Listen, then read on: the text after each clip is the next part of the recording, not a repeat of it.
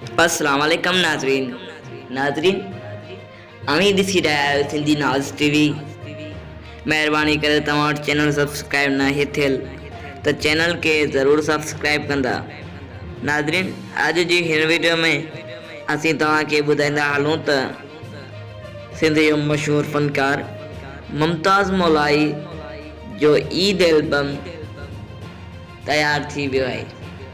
जी नाजरीन जंहिंजो उनवान है दर्दन जो बादशाह आयो आ।